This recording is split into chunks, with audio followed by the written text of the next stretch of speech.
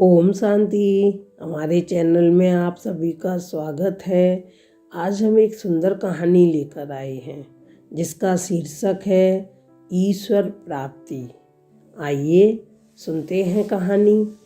एक राजा के मन में अक्सर यह विचार चलता था, क्या गृहस्थ आश्रम में रहकर भी ईश्वर को प्राप्त किया जा सकता है।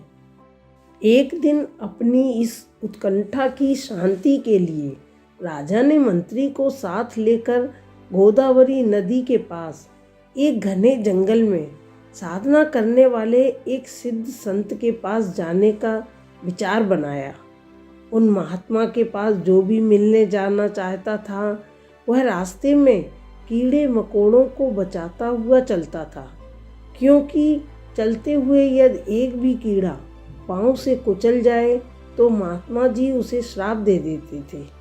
तो राजा खूब ध्यान से संभल कर पाँव जमीन पर रखते हुए महात्मा जी के पास पहुंच गए। महात्मा जी ने दोनों को सत्कार पूर्वक बैठाया। जब राजा ने अपना प्रश्न महात्मा जी के सम्मुख रखा तो वे बोले, राजन, आपने रास्ते में क्या क्या देखा, मुझे बताइए। राजा बोले, प्रभु, मैं तो आपके श्राप के डर से रास्ते के कीड़े मकोड़ों को ही देखता हुआ आया हूँ। मेरा ध्यान दूसरी ओर गया ही नहीं।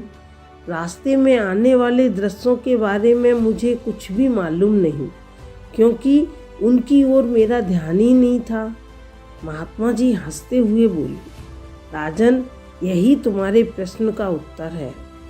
जिस तरह मेरे श्राप से डरते हुए तुम यहाँ तक आए हो, उसी तरह धर्मराज की सजाओं से बचने के लिए जीवन की डगर में बहुत संभल कर चलना होता है।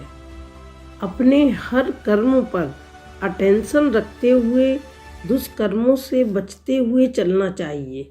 जीवन में बहुत कुछ सामने आता है, लेकिन जिस सावधानी से तुम मेरे पास आए हो उसी सावधानी से जीवन क्रम चलाओ तो गृहस्थ में रहते हुए ईश्वर को जरूर प्राप्त कर सकते हो।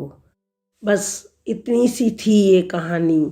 इस कहानी को खुद भी सुने और दूसरों को भी सुनाएं। ये कहानी आपके मन को एक दिव्य प्रेरणा से भर देगी, सुविचारों का स्रोत प्रदान करेगी। अगर ये कहानी अच्छी लगे तो इस चैनल को सब्सक्राइब, लाइक और शेयर अवश्य करिएगा। ओम शांति।